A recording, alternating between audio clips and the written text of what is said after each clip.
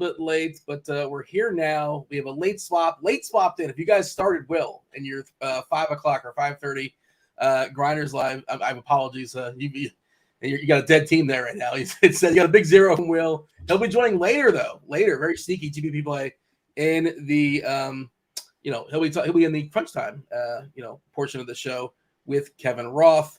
Thank you so much to TJ Zwarich, the greatest DFS player in all Saskatchewan, Canada, and HR has worked out our issues so we can work again. It's nice to have you back, TJ.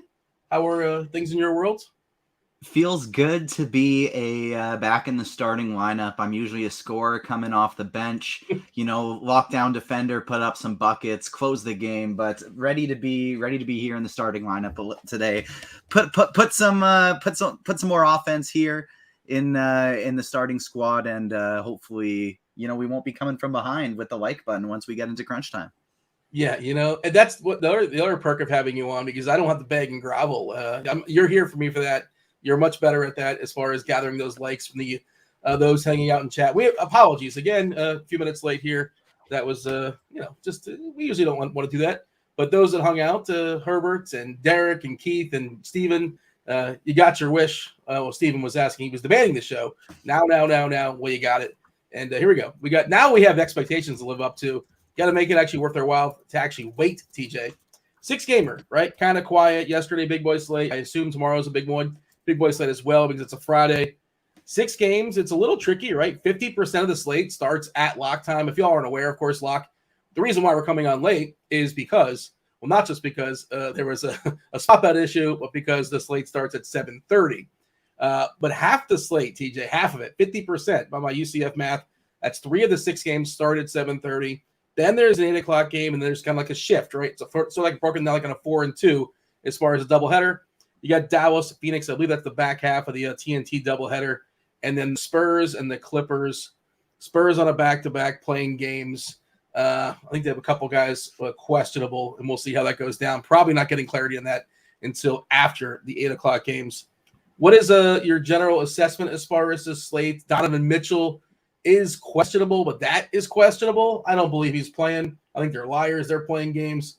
The Hornets are liars. They play games too. I do not believe both Melo Ball and Gordon Hayward are going to play. We'll see. Stay tuned on that. Beef Stew probably doesn't play as well, but those guys are all questionable. We'll get news, at least clarity on that, because that's 7:30. We don't get it. Crunch time gets it. Your assessment as far as attacking this slate today, it's I don't know. It's not great, but we're all kind of hailing. We all get the same puzzle pieces. Maybe you love it. You might like it. I love the size of it. I love a nice 6-game slate. We don't have a ton of value yet. Seth Curry just got ruled out. Maybe that opens up a couple things. This is a guy that was probably going to get close to 30% ownership. And so I definitely think that's somewhat interesting that Seth's going to be out now. And the biggest thing I'm still hoping for is that we get the Houston and Cleveland starting lineups before lock happens. That would kind of be ideal. But yeah, it's tough, but it's also kind of fun. I enjoy these types of slates, and you'll be interested to know I'm trying to become more of a DK guy now. You're trying to get those Onyx, whatever you want to whatever. I want those Onyx points, but also just with the way things have been going with certain availability of slates and contests and stuff like that. After you've put in a lot of work, lots of research, I decided I want to take on DraftKings a little bit more, and it's been nice so far because I don't have contest limits over there. I can enter whatever the heck I want. So if I'm... But you have limits on FanDuel? Yeah, like nothing under $3 and okay. I was thinking the other way. I was thinking you're maxed for some reason. Okay, yeah. No, and so it's like you can play a quarter arcade still. Fire away the quarter arcade. I can do quarter arcades. I can do $1 quintuple up multipliers and all these things. So any day I feel like MMEing, but not spending all the money since I'm still moderately house broke and paying for a bunch of vacations that I shouldn't be going on. I can still unload 150 lineups without breaking the bank. Bo, you say vacations. Am I going to see you potentially in a couple weeks?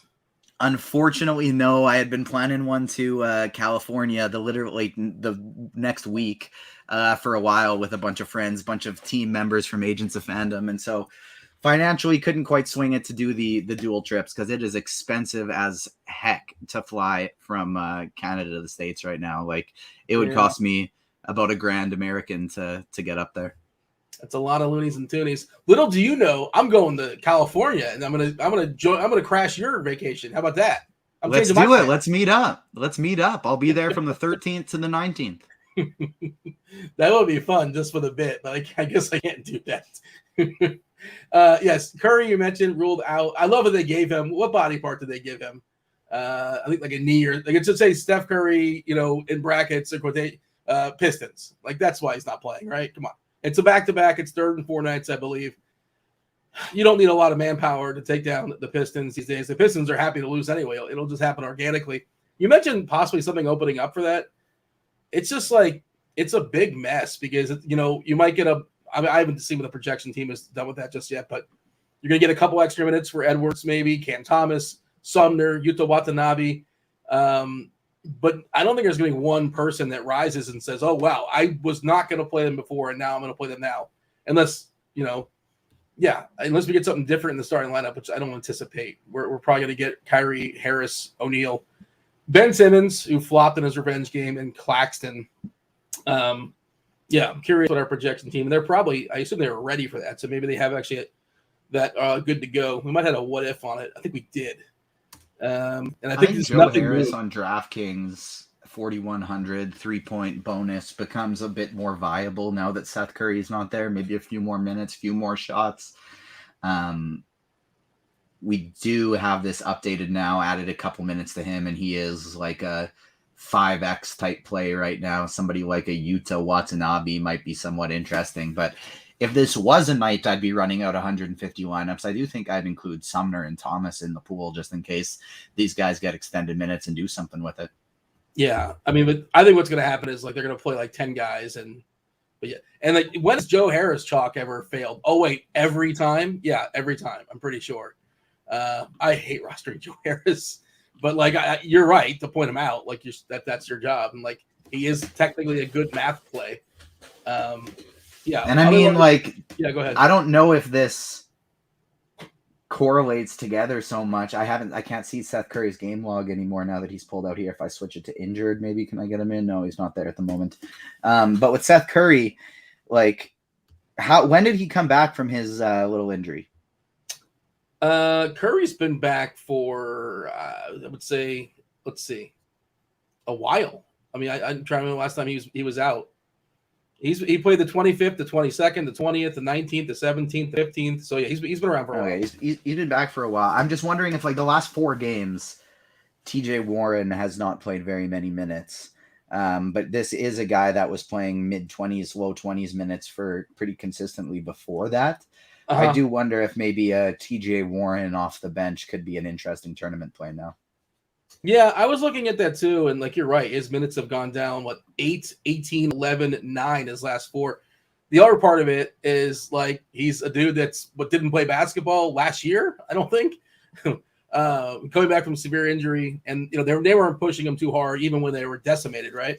Like the most minutes he played, he did play 31 minutes one game, but maybe it's a long season, they want him for the playoffs, that kind of thing, kind of a spark plug off the bench. I don't know how much they would need him against Detroit. Theoretically, it could be a blowout, but then maybe you don't want to burn the tire of the TJ Warren against the Pistons. I'm not sure, but it is interesting. I guess he's in the pool if you want to make the in the pool argument if you're dropping 150. But we'll get to that game in a second. Your thoughts as far as the overview on this slate? Luka. It's a Luka slate. You can always pay for Luka. He's just amazing. He's incredible. Whatever adjective you want to use, fantasy wise. There's no Jokic. There's no Giannis. There's no Embiid. There's not a lot of other stars on this slate. Tatum is right there. Kyrie, he's the man against Detroit, and he's all by himself, getting all the usage in the world. Boston has stars, but they're priced kind of where they should be, or maybe a little bit above that. Clippers are going to have their stars against San Antonio, and great matchup, but with everybody back, basically, how appealing is it? And then get the Bulls versus Charlotte, great matchup, but again, all 3 are there. I think we'll talk about that, especially on FanDuel. Zach LaVine's got a really good price, and DeRozan on DK has got I think on both sides. DeRozan if somebody is going to be hammered, played pretty well. But you have a general attack point. And I guess Cleveland, yeah, assuming Mitchell's out, and we're projecting him out, which I think that's correct. He's officially questionable, but again, seems really dicey. It's also the front half of a back-to-back. Like, why are you going to play this guy on the road in Houston in the front half? At least give him a day, right?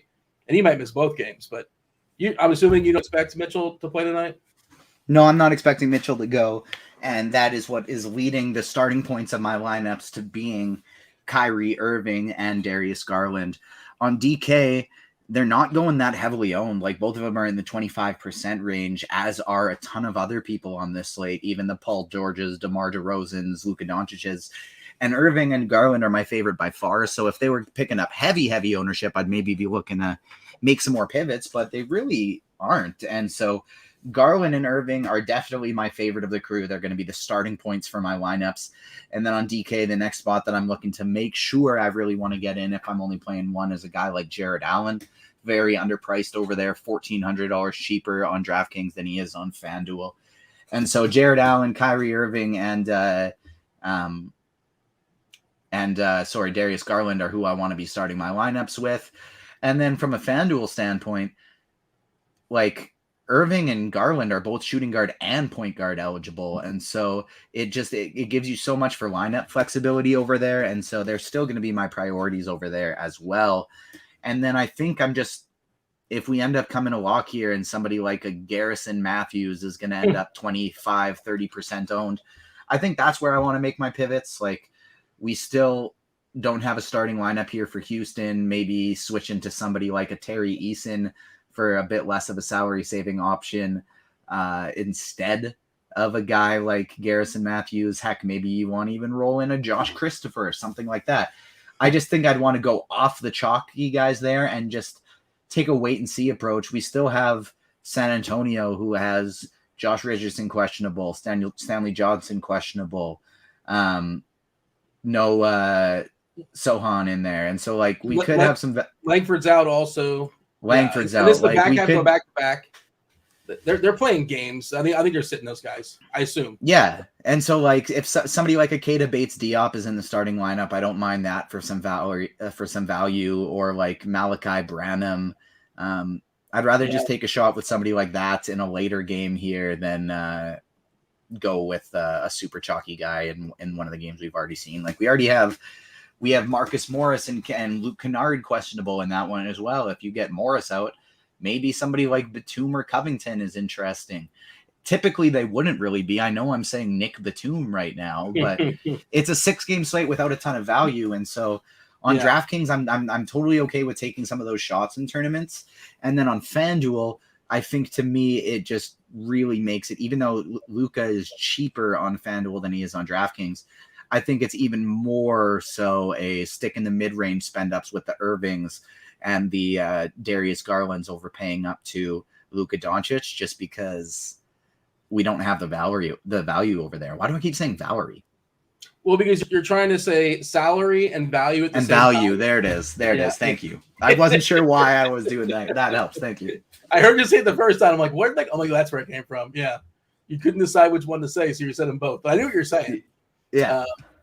But the Houston thing, you mentioned it, and we have time, by the way, because we're here for an hour and 10 minutes still, give or take, at least an hour, until we hand it off to the Crunch Time crew. 6 games will knock it out. Whatever questions are in your mind there in chat, feel free to fire them off. If they make sense conversation-wise, or technically we'll jump in the, with me and TJ, we're happy to talk about it, or just general thoughts.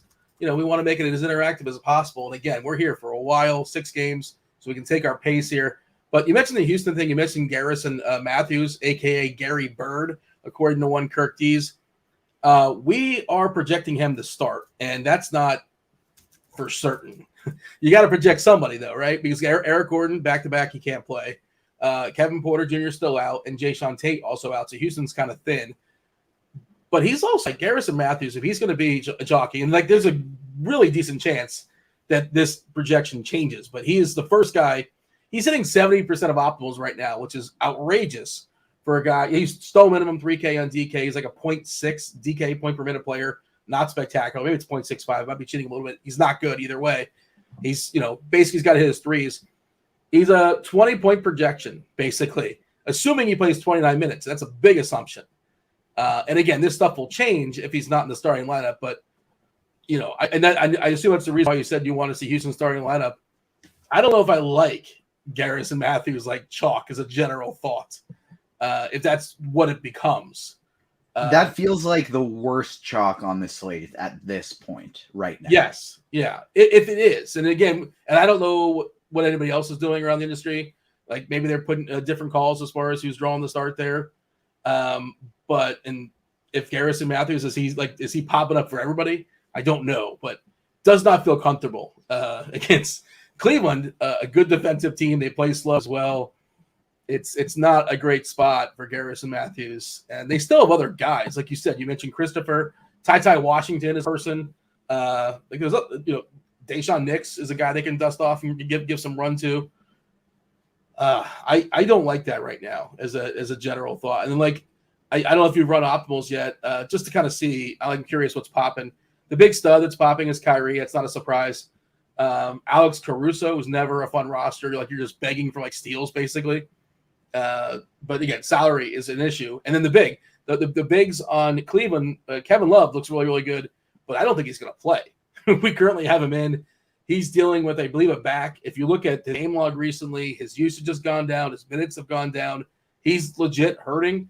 And it seems like, a decent spot to take a day off versus Houston. And also, not that he's spectacular, but they have Dean Wade back. So you go basically play that Kevin Love role. So it's just I think stuff's going to change is basically, and you mentioned it as far as the bigs for Cleveland, the ones we actually like. We both wrote today for the expert survey. If you guys are premium members, you probably took a peek at this. And my favorite play today was Cleveland bigs, depending on where you're shopping. Jared Allen on DK, Mobley on Fanduel. Both are spectacular. But just, when you compare and contrast the prices, Allen's a better play on DK, Mobley's a better play on Fanduel. Doesn't mean you can't go the other way, yada, yada. Anything else that's of note that we should point out as far as the slates? It's been really quiet as far as injury stuff. I haven't seen anything drop in the last couple of hours.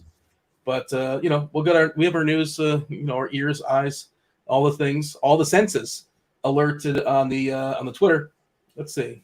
Rudy Gobert. Seth Curry was just rolled out. We talked about that. Anything else we should mention, or shall we just kind of dive in and see what's going on? I think we can dive into it game by game. Before we do that, got over 150 people watching. Let's hit the like button. Let's get this up to 50 here right off the bat. It's only a third of you. It's not that hard. Take your mouse, slide it over, give it a click. And then if you're bored later tonight, obviously we got crunch time right after this, but it's a calm NBA slate. It's a no Thursday night football today. I normally wouldn't plug my Agents of Fandom shows, but we got our Ant-Man 3 primer, and we're going to be drafting non-superpowered heroes to build a NFL starting offense. And our guest and one of our special guests today, we got Marvin from Yahoo Fantasy Football, but also RotoGrinders' own Spike Week's own producer Rob is going to be hopping onto the Agents of Fandom live stream. So that's going to be tonight at 5 p.m. Pacific, 8 p.m. Eastern time. I've subtly hinted, and not so subtly, multiple times that I want to be a part of that organization, and you've just given me the cold shoulder. Now you're shoving it in my face, and you're saying, I tell you all the time, give me a movie you want to talk about and want to cover, and we can get you on. Not Ant-Man 3. I know, that's what I'm saying. You gotta tell me, man. You gotta tell me. If you want to review TV shows, review movies that you watch, oh my goodness, we'll get you set up later this week. All right. Well, and I have a writer, so a lot of demands just that you have to that require you meet before we officially, cross the T's, dot the I's. But we'll work something out for sure. I'm excited. I'm curious now. Well, maybe we'll get into it later in the show, as far as what's the chalk in that draft, because you threw out a really interesting concept, but I don't really know if I have I'd be dead money in that draft. I feel like I wouldn't be able to draft a football team, but it sounds interesting whatever y'all are doing over there. It's gonna be a lot of fun on this one. But hey, I think we have 6 podcasts on our podcast network now, so any movie you want to talk about, Dean, we'll get it in. Let's do it. Batman has no superpowers according to the chat, so is he the 1-1 Batman quarterback? Batman? I'm leaning Hawkeye as who I'd play at my QB. Does he fly? Is that legal? No, he can't fly. He doesn't have any powers. He's just like the best archer / marksman on the planet. And so I'm assuming since he can throw basically everything else in with perfect accuracy, he can probably do it with a football too. So he's your quarterback, I presume, right? Yeah, he's the QB. Yeah, he's not like your defensive lineman. No. He's a QB. The toughest part for sure is going to be like drafting offensive linemen. I got like if you've ever seen the show. Did you ever watch Daredevil? I always ask you this, and I can never remember. Did you ever watch Daredevil on Netflix? Yes, the first season, I believe. So Wilson Fisk, Kingpin. That's my left tackle that I want to go with. Yeah, is Hulk a superpowers? He's not available. Superpowers. Yeah, he's the strongest. What's his superpowers? Is he big and strong and green? He's stronger than anybody else, and the angrier he gets, the stronger he gets. Okay, I mean, Larry Allen was strong too. Like that wasn't a superpower; he was strong. There you go. But I mean, he's a little bit different of a level. Hulk could like punch down and quite like shatter planet Earth. It's a bit too strong. The chat's having fun. Punisher inside linebacker. Okay. I like that. I like that a lot. Kingpin was a great movie. Now, Kingpin, Bill Murray did not have any special. Actually, Woody Harrelson. You know who's in? You know who's in? Tom Ant-Man and the Wasp: Quantumania coming out in February. Bill Murray. Bill Murray's in it. Yes. Yeah, Bill Murray. There you go. As is, I presume, Paul Rudd. Right? He didn't die in the first two. I'm guessing. I didn't see that. No, he's still here. In the trailers, it looks like he's gonna be. We're not sure he's making it through the third one. Oh, geez, look at you with the spoilers. All right. It's not a spoiler. It's just like. Yeah, but you're framing it in a way where now I didn't even think he can die. Like that. It's 50-50. He's gonna die or he's not. It's one of the two. It's not 50-50. These movies, he wins 90% of the time. It's not 50-50 if he's gonna win or lose. This is your area of expertise. You know this. I'm just saying, he's either gonna die or he's gonna live. There's only those two options. Yeah, but like 98% of the time, unless it's like Wolverine, right? I don't know. I mean, basically, almost all of them died in Infinity War. I didn't. You had to do that. All right, I gotta update my queue now. Forget it. Change the plans tonight. New York is playing Boston. 21.5 is a total. It's a 10-point favorite. I'm sorry, 9-point favorite as far as Boston.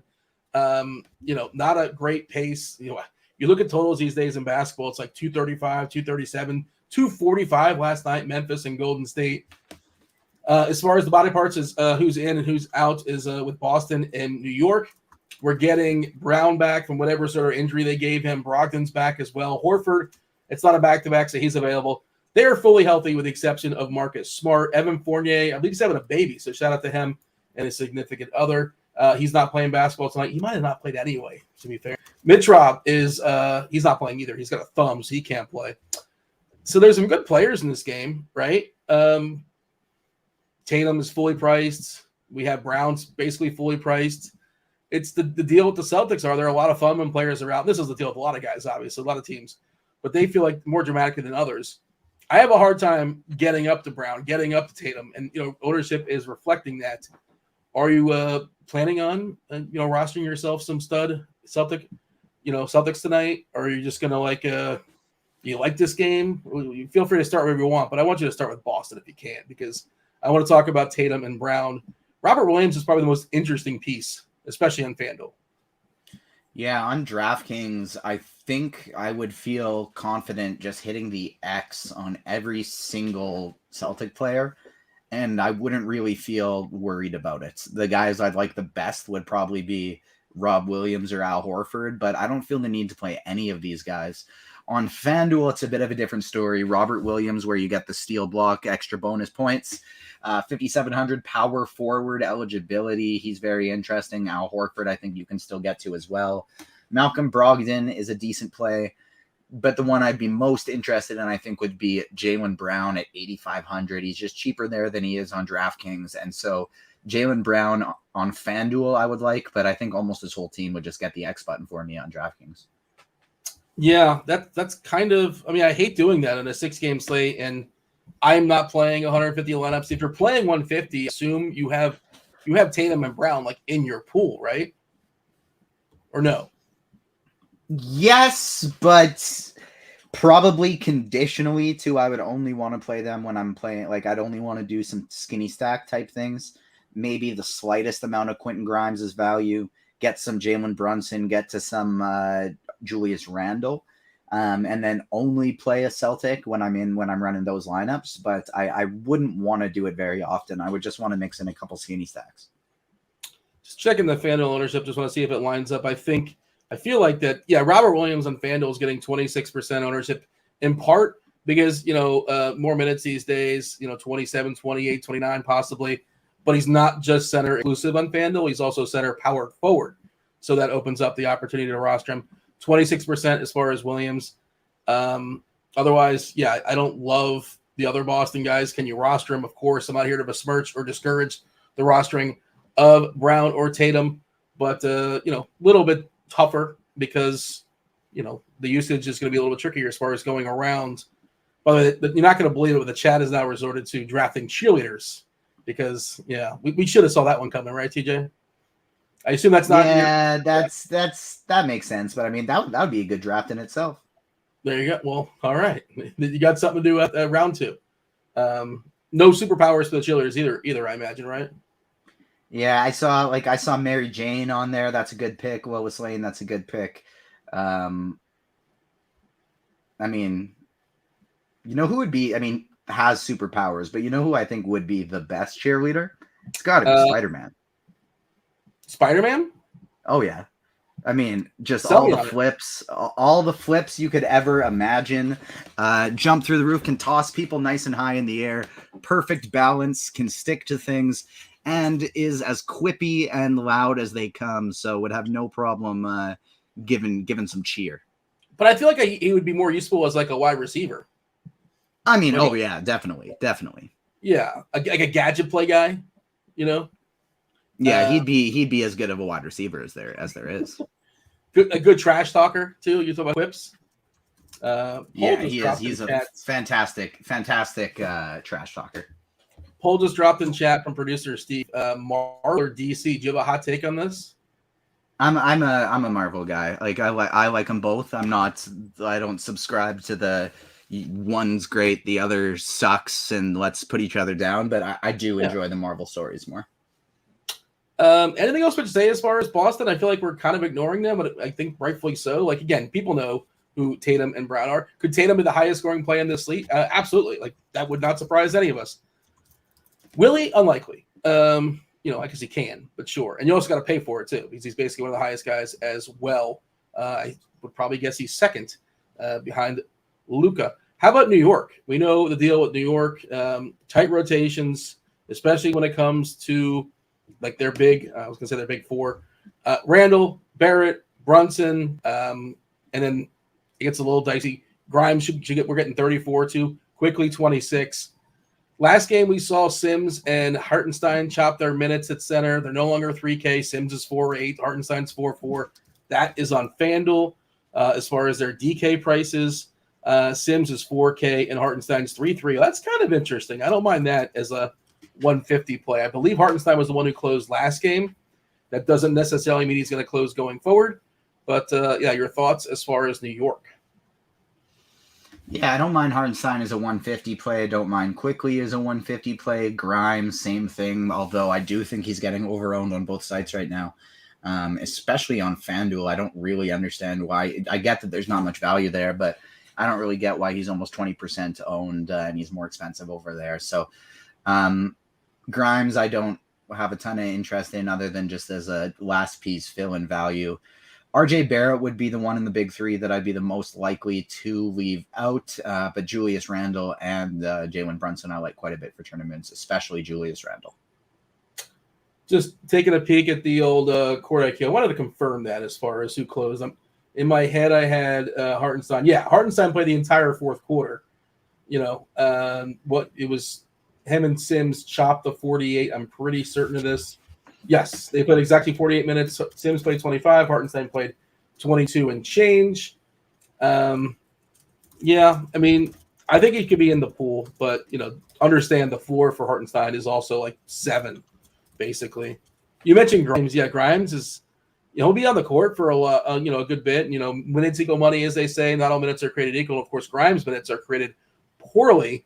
0.69 DK points per minute, not nice. Even worse on Fanduel is 0.67 his usage, 14%, well behind Brunson, well behind Barrett, well behind Randall, even quickly as well. Why is he popping over there on Fanduel? I guess popping's not the right word, but why does he look useful? It's just because it's a salary thing, right? I mean, but he's somebody that I wouldn't go out of my way to be over on, and that's what it sounds like you're at as well, correct? Yeah, 100%. I'm same page with you on that one. Give it a refresh. Okay, so give a refresh, DJ. We just got an ownership update at 6:09. So ownership is going to change. I'm curious if anything changed in that game specifically. Before we move on to the next game, what else is going on in the chat? I'm gonna vote for Marvel. I think Marvel's best off the top of my head. And Marvel's who's your favorite superhero? I don't know if I have one. I feel like I should, but I don't know. I like the Spider-Man movies, but I wouldn't say Spider-Man's my favorite guy. I'm not sure if I have one. You get to sell me on one. I'm willing to listen. I don't know. Spider-Man's my favorite. The reason why he's my favorite is because he taught me a very important lesson when I was just a lad. Oh. That's with great power comes great responsibility. If you have the ability to help people, you have the power, the privilege to help people. It's your responsibility to do it. And so that's one of my reasons he's my favorite, and just because it could be anybody under there. You know what I mean? It's just somebody doing their best. They make mistakes. They have real life problems, but they figure it out and they try and help other people. Apparently I'm turning colors right now. Producer Devin's telling me I'm looking like violets, apparently. When you went like this, it definitely fixed it a little bit. But I was like worried for a second because like you were so red that I was like, is he having a heart attack? But I do think now that ever since you went like this, it changed. So I do think it was just the lighting. I don't know what it is. Maybe because it's like super. I think it's because it's super dark outside. We're recording the show a half hour later. No, that can't be it because typically I'm on air for. I don't know what it is. I'm not sure what's going on, but hopefully. It's just, I didn't have any blueberries or whatever. What was the Veruca Salt? Is that the character's name from Willy Wonka that had the blueberry? I don't know. That's before your time. You're aware of Willy Wonka and the Chocolate Factory, though, right? Yeah. Sure. But old school, or you're talking like Johnny Depp? You've seen them both, I imagine. I actually don't think I've seen the Johnny Depp one. I've only seen the old school one. Yeah, I mean, you're fine. You don't have to see it. All right. We're done. We're moving on. Next game. Again, there's 3 games. Half the slate starts at 7:30. The Detroit Pistons take on the Brooklyn Nets. 235.5 is the total. Detroit is a 9-point dog here. Waiting on some injury news in this game. Beef Stew, Isaiah Stewart is questionable. Livers likely to play. Isaiah Livers and Isaiah Stewart are both likely to play. I never realized they have a beef stew and a liver. Okay. They're both likely to play. Good. Both on good. Track to play. Oh, yeah. I don't like that wording, but it sounds about right, I suppose. I'm surprised that Stewart's playing because he's just managing. He's playing through his shoulder. I think it's a shoulder. Yeah. And I think he came back from it maybe too soon. He wasn't playing well. But okay, it's good to know that they're available. So that means we're not not necessarily jamming in Jalen Duran. We are projecting both to start, Stewart and Duran, for what it's worth. Hayes, Ivy, Bogdanovich, who presumably is on the trading block, as Isaiah Stewart, as well as Jalen Duran. The Pistons would have been more interesting if those guys are out. I despise the Pistons from a DFS perspective. Even when they get blown out by 40, they let Jalen Duran play the last 20 minutes, whatever it was, because whatever. I guess I kind of understand that from developing a player perspective, from a projectability perspective. Super annoying. I'm still upset I didn't play him a couple days ago, whatever it was. But yeah, do me a favor and talk about the Pistons so I don't have to. If you none of these guys are going to be targets for me, but if you are playing a ton of lineup, I kind of don't mind any of them. Like Sadiq Bey starting on DraftKings, Sadiq Bey, Isaiah Stewart, and Jalen Duran, I'm good with any of them as kind of a last piece. Jaden Ivey and Bojan Bogdanovic would be limited to stacking. Maybe I want to roll some Ben Simmons, Kyrie Irving, and Claxton, and so I want to run it back, and that'd be the type of scenario I'd play those guys. But I think they're all fine. And then on FanDuel, it's just Isaiah Stewart or Bojan Bogdanovic in tournaments, and everybody else is getting the X button. Yeah, Michael in chat saying, don't be surprised if Durant doesn't start. Yeah, that wouldn't shock me either. But, I mean, I thought it was interesting on DK specifically earlier today. But, again, I think move off it. But, again, they've shown before that they don't care if a game blows out. They still just might get their, give their guy their run. Yeah. Do you have a thought on that? Does that change things? I don't think so. I mean, I don't think I'm going to play him, basically. I don't have a ton of interest in Detroit as a whole. I'm playing one lineup on each site. I'm not going to have a Detroit player. What about Brooklyn? We kind of touched on it earlier. The absence of Seth Curry. Day'Ron Sharp is out. That's not a big deal. The big deal, of course, is Durant being out. The price has been pumped up, but Kyrie has been electric of late. The minutes have been outrageous. I believe this is third in 4 nights for him. If you want to make an argument against Kyrie, of course, salary is a thing too. He's played, this is 22, 25. No, it's not third in 4 nights. Never mind. They did not play the 23rd or the 24th. But his minutes of late. What's that? Yeah. Well, you're a liar. Well, I did quickly correct myself. So, but technically, and lying implies intent. That's true. Yeah. You're 100% right. I'm going to take the L on that one. This is not only have we salvaged some difficulties at the beginning, but we're making good time, having fun conversations, and giving good analysis. 230 people watching now. Vote in the poll. What do you like better, Marvel or DC? Join in the chat. Of course, if you have basketball questions, but even if you have superhero questions or takes, get them in there. And let's hit the like button. 230 people watching. Let's bump this up. Let's get it up to at least 75. Riddler as the offensive coordinator, good idea or bad idea? That's a terrible idea. Defensive coordinator. Defensive coordinator, maybe. He'll blitz like 9 offensive guys. Coordinator, I don't know. How about the Joker just wanting chaos? Yeah. Well, I don't know. All right. Hey, your boys in chat. Did the Spidey bombs hit yesterday? What's up there? Did the Spidey bombs? I'll tell you what. There were some Spidey bombs hit yesterday because I was playing MLB The Show a bit last night. Oh, who's your? Well, I guess Toronto's your team, right? Yeah, and I do Toronto's my team, and then I either do the Road to the Show or the Diamond Dynasty type stuff. Are you bummed they got rid of Teoscar, or you don't really care? It's sad, but I mean, he was also inconsistent and isn't what they need at the moment. I'm happy with that Brandon Belt signing they got. They needed a little more lefty power. Yeah, they never should have got rid of. Was it Rowdy Taliz? Is that the one they could have used? He was. Yeah, they had no lefties. Basically, if I remember correctly. But yeah, baseball season 65 days away, TJ. Get excited.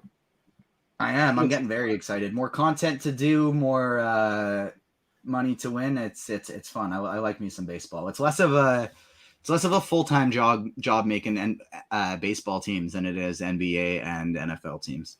It is. Yeah. Baseball.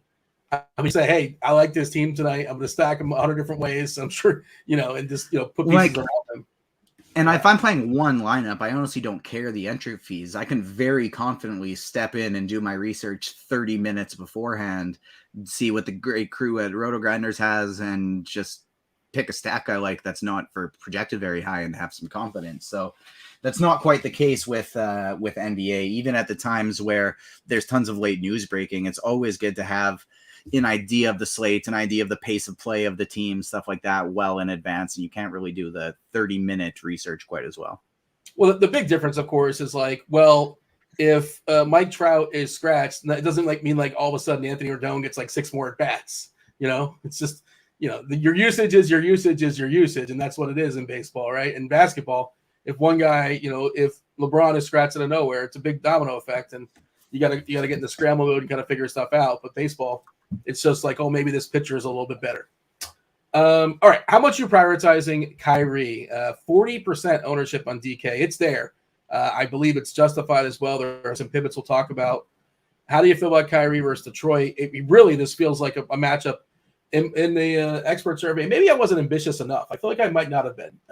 I say he's going to put 40 points in the bucket, 40, as my hot take, And is that even hot enough? I'm not sure, but who's going to stop him in Detroit outside of the scoreboard potentially? You know, when you start having a shower and you have it like nice and hot, and then after like a couple minutes, you already got to bump it back up because the hot water started dissipating. And so the level you had it at the beginning isn't enough anymore. Sure. That's the kind of take it is. It's like, yeah, I thought this was going to be hot enough. I'm getting in the shower. It felt good. But now that my body has adapted to this heat, this is clearly nowhere near hot enough, and I got to bump up the temperature. And that's kind of where we're at with Kyrie Irving right now, because in his last few games, he's had 30 real points, 38 real points, 48, 30. That's just the medium take. That's just you got to bump it up a bit. It's a take. It's not cold. If I can't get it any hotter, it's fine. It'll do the job. But I think we need a little more heat. Hey, you know what? Shout out to Keith. I saw him tweet this out. I forgot to give him the like. My bad. Keith did the one of four people every single day we shuffle through it. Obviously, he wasn't on today, I don't believe. His hot take yesterday, I don't know if you know it, if you saw it. He never tweets, by the way. Never tweets, basically. But his hot take yesterday was so good. He said, you know what, screw it. I'm going to send out a tweet. His hot take yesterday was Lillard scores 50 actual points and goes for 65 fantasy points. He only did 3 quarters to drop 50. He got to 60 last night. So shout out to Keith for nailing it on the hot take. But yeah, go ahead. And there's Head Chopper right there. He is participating in content at RG because somebody was asking in chat, where is Chopper? He just doesn't jump on a lot of the shows. He's certainly welcome to. He's won $1 million twice in DFS. So I assume he just kind of picks his spots with content and does what he did a lot of college football stuff too. But Chop's still working here. He's still doing his thing. He was on the OG podcast for football. Go ahead. When you have multiple 5 and 6K, when you have multiple 5 and 6 figure wins, and you buy yourself a house and a bunch of Funkos, you need to pick up as many shows as you can get. But when you've won 7 figures a couple times, you can work whenever you want it. Yeah. I suppose that's how that works. And he's been around, chopping. I'm not privy to this, but I feel like he can kind of make his schedule. I just feel like he can. I have no idea, but I feel like he's going to earn that spot. Rest of the guys on Brooklyn, besides Kyrie, you touched on him earlier to some degree, but the other one is like the center. We haven't seen Claxton at 7-6 very often, but the matchup versus Detroit obviously is spectacular. They get annihilated inside. His minutes have been out just of late. 34th? Let me pull it up since I don't want to lie again to the people. But I was looking at his minutes of late. June as well. It's 38, 36, 38, 35 last 4 games for Claxton. Outrageous. Talk about Claxton and the rest of the Nets. Claxton, Simmons, I both have quite a bit of interest in. If I land on Joe Harris or Royce O'Neal as a last piece, I'm not going to rip everything apart. If you're playing 20 lineups, I think TJ Warren is a very interesting tournament value. And if you're playing 150 lineups, I think Edmund Sumner and Cam Thomas are interesting tournament values. All right. Anything else we should talk about as far as this game, or can we move on? Let's keep it rolling. All right. We did not get Charlotte news. We didn't even get still questionable, did we? Right? Unless I missed something. This game goes off in an hour-ish, and allegedly LaMelo Ball still got a chance to play basketball tonight. He's 50-50 supposedly, but although there's a line from The Naked Gun. Are you aware of The Naked Gun starring O.J. Simpson and Leslie Nielsen, amongst other people? So O.J. gets shot up. Spoiler alert. It's like the first scene in the movie. And put that down the queue. Spoiler alert. It's like the first scene. It's okay. And I've seen the first episode, second episode's in the queue. We're watching it tonight. Yeah, it's heck yeah. I played the game for the very first time a month ago. I love it. I just finished it last week. Wait, so you've never played it before either, or you played it again? No, I hadn't played it before, and so I basically ripped it in a week. It was a great time. I had a blast, and I downloaded the second one too. So I'm gonna play that as well. Or I bought the second one. It was I haven't bought the second one yet. I finished The Last of Us. I finished Digimon World, and now I'm breaking open the Batman Arkham games. Are those similar? We'll talk. I like the if you like this, then you'll love that. Is that what Digimon World is? I have no idea. Devin gave me one too. I can't remember what it was. No, Digimon World is like it's like the Pokemon games meet Tamagotchis. Like it's a remastered like game with a bunch of new a bunch of new features from like the late 90s. Okay. Or late 90s, early 2000s on the first PlayStation, and it's like you have to feed them, you got to train them, they poop, they like stuff like that, and it was a very. I was on the fence, but I heard poop, I'm in. And so it's like it was very like these are beings that you have to raise, and then also please save the world. And so it was a lot of nostalgia for me because I played that one as a kid. Yeah, we'll have to talk video games one of these days. Maybe that's what we'll discuss on our podcast. That it's never going to happen. Okay, let's talk about Charlotte again. I was going to say I forgot the line. It's already passed, but there's a OJ line. Doctors say there's a 50-50 chance of him living, although there's only a 10% chance of that. That's what it reminded me of. I feel like there's only a 10% chance LaMelo plays. We'll see. Stay tuned. I think he just want to sell a couple more tickets there. Give the fans some false hope. Hayward is questionable as well. As far as Chicago, the Bulls, I believe they are fully healthy. Yeah, Goran Dragic still out with that illness. Otherwise, they're good to go. Unfortunately, no Ball brother reunion. Lonzo hasn't played the entire season. LaMelo, maybe not. We'll see. Stay tuned. Talk about the Bulls. The matchup against Charlotte obviously is spectacular. Levine on Fanduel's got an awesome price. DeRozan's playable on both sides. Vuk, of course, you can play him too. We're getting Caruso as a cheapie on DK because salary is kind of tight. The Bulls are going to be relatively popular tonight. Do you agree? And who do you like? DeRozan, Vucevic, Levine, all three of them are strong plays. Wouldn't tell you not to do any of them. I think I would rank them Levine, DeRozan, Vucevic on FanDuel. And then on DraftKings, I would do DeRozan 1, Vucevic 2, Levine 3. I don't think I have any of the interest in the value other than maybe Ayo Dosunmu on FanDuel as kind of like a last piece, but I still wouldn't target him. And then on DraftKings, I definitely think it's fine to mix in Alex Caruso, Ayo Dosunmu, Kobe White. You want to do some if-then stuff as far as the Hornets? If LaMelo Ball and Gordon Hayward are both in on FanDuel, X. Not X playing everything a single X everything out. Not playing a single Charlotte player on FanDuel if both of them play. If Ball is out, I maybe have a little bit of interest in Terry Rozier, a little bit of interest in Dennis Smith Jr. on DraftKings. But that's really it. From a FanDuel standpoint. Then on DraftKings, like I mentioned, DSJ as a value. If Ball and Hayward are both outs, I'm okay with. Terry Rozier would be fine if LaMelo Ball is out, but I think the player I'd be most interested in would be Mason Plumlee. This is a slate. I think this is a slate to do it. How ambitious do you feel like being? How willing are you to go Ricky Bobby style? Because there's a play, and assuming it's the slate kind of sort of stays where it's at right now, where the value is not great, backup center in Charlotte is really fascinating because, Plumlee's going to play his 30 minutes, whatever it is, assuming there's no foul trouble, assuming there's no blowout, which are assumptions. And then backup center is going to get 18 minutes. Now, our projection team is being savvy. They're not taking a stand on this. They're giving 9 minutes to Mark Williams and 9 minutes to Nick Richards, right? But here's the thing. Almost definitely only one of those guys plays. That's what they've been doing, unless the game blows out. Now, we've seen, like last game, the game blew out. So Mark Williams came in. So they don't even let the backup center, last game, the backup center was Nick Richards, who played 17 minutes. But theoretically, they go, well, maybe this guy's going to get to close. Didn't let him close. They got blown out, and he lost the last 5 minutes of the game. But you can get 18 minutes of Mark Williams or 18 minutes of Nick Richards or 0 minutes of both, or one of them. So one's going to get 18 and one's going to get 0, most likely, I think. They're both really, really, really cheap. Richards is 3K, Williams is 2. They're both really good fantasy point minute players.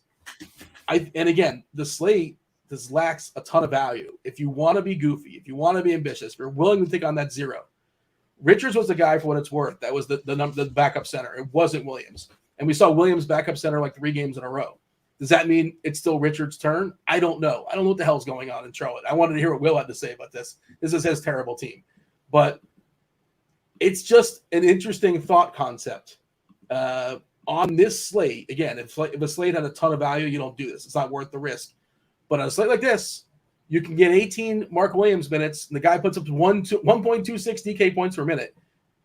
And Richards is, I don't have his number in front of me, actually, but I know it's pretty strong as well. Have I sold you on at least like tempting the idea? If our value is still bad, are you willing to take a 0? I'm thinking about it. I'm not sure if I will, though. Not in a lineup, not in 10 lineups, not in 20 lineups. But if I was running 150 or even 100, I would probably try and get 3 to 5% of each of them.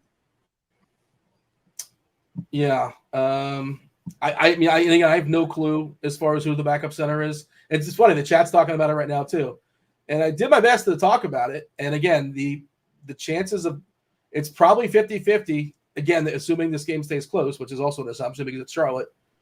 But I think it's an interesting thought if value is kind of sort of dead, which is where we're at right now. Anything else as far as this game that is worth talking about? I don't think so. If all these guys are in for Charlotte, it makes them a lot less interesting. If all these guys are out, it does open up some potential plays. But we're obviously more interested on the Chicago side here. The big three is all in play. And then on DraftKings, the value of Caruso, White, and Dosunmu is in play as well. Perfect timing. Gordon Hayward listed available to play. LaMelo Ball listed available to play. Give me my L. Give me my L. I'll take the L. Take that L, Dean. I'm taking it. The 10% chance. 10% chance. Just like Ant-Man dying in Ant-Man 3. It's a true 50-50 because it's either happening or it does not happen. Everything is not 50-50. You can't be like, well, Kyrie's going to score 50 points or he's not. 50-50. You can't say that. That's how math works. That is exactly how math works. But producers, let's X out this whole Charlotte team now that these guys are in. I take the L. I was wrong. That's all right. Okay. But it's still interesting what happens with that center spot, I think, the backup five. And I thought there was an interesting path for DSJ, but that's dead too, basically, with both Hayward and Ball playing. So, okay. We shall move on. Cleveland, Houston, 219.5 is the total, which is probably the lowest total Houston's played in the entire season. That's because they're playing against Cleveland. Cleveland's a good defensive team. Cleveland plays slow. Houston is a horrific defensive team. They are third worst defensive rating. Thought it was interesting, by the way. 5 of the 6 worst defensive rated teams are on this slate, only a 6-game slate. San Antonio, the aforementioned Pistons, the current Rockets, the aforementioned Hornets, and the Mavericks. The Mavericks are really that bad defensively. It's masked by their slow pace, kills their appeal to some degree. Cleveland is going to be almost definitely without Donovan Mitchell. Donovan Mitchell's status alert is a game time decision. That's not an alert. That's not anything. You can call that a status alert if you want to. That's not. That's what the tweet said to me, Dean. It's what the tweet said. I was just reading it. Are you Ron Burgundy when it comes to reading tweets? So just read whatever it says and that regurgitate. It's not. No, but I didn't. That wasn't unreasonable. It was an update to his status. He was questionable, and now he's a game time decision. It's different wording. I'll tell you what, though, we got over 300 people watching right now. Give me 14 likes. We're only 14 away from 100. If Dean gets 14 more likes, so we have 100, we will see how purple he can make his face. Yes. I got a purple nurple, but right on my face. Apparently is what's going on. I got to pull that camera up and see what's going on. I don't know what the issue is, but if the people like it, okay. It's a hook, I suppose. All right. The like button for Dean calling his face a nipple. No, nurple. That was nurple. Do you not have purple nurples in Canada? We do, but I mean, what do you think nurple means? I think it's just a fun way of saying nipple. You know, the password nipple. All right, so Garland. Tell her you love her whispering eye. All right, talk to me about the Cavs. We've already discussed it earlier. They're going to be super popular. Houston gives up they are the most blocked team in the league, and they get the ball stolen the most as well. So they're a fabulous stock opponent as well. LeVert, we're assuming, jumps in the starting lineup. He's appealing. Everybody's appealing. Garland, LeVert, Mobley, Allen, I don't think Okoro is. And I think Dean Wade's just going to take Kevin Love's minutes. Kevin Love is questionable. You tell me, and I'm not playing Dean Wade for the record. Rubio's going to get his 15 or whatever it is, and he's an interesting if he's going to be super awesome in 15 minutes. I guess maybe he's a cheapie, but that doesn't feel good. Tell me the stuff that does feel good in the Cavaliers. If Kevin Love's in, he's an interesting value play. If he's out, I think I actually would have a little bit of interest in running Chetty Osman. But Darius Garland is my second favorite guard play on the slate. Jared Allen is going to be my favorite just point per dollar play on all of DraftKings today. Evan Mobley is a great play on both sites, but I would rather get to Allen if I'm only playing one of them on DraftKings. And then Karis LeVert is a phenomenal play as well in the mid 5Ks, not picking up all that much ownership today. That is weird to me. On FanDuel, he is picking up almost 30%, but on DraftKings, where he's 5'6", shooting guard and small forward eligibility, it's wild to me that he's only picking up 11% projected ownership because it's a 6-game slate with not a lot of value. Just don't play these ugly 3K guys and get a nice 5K value instead. Yeah, but what if I want to play Luka or Kyrie? Then I can't if I'm just stuck in the middle. If I'm playing Kyrie, I can. Not if I'm playing Luka, then all of a sudden it gets a little bit tougher. But I mean, you still have room for a 5K player in your lineup somewhere. And obviously that is all dependent on Donovan Mitchell being out. If Donovan Mitchell is in, I'm only interested in these bigs. And I'd have a lot less interest in Jared Allen even. He's still a great play, but Jared Allen sees a 5% usage bump with Donovan Mitchell off the court.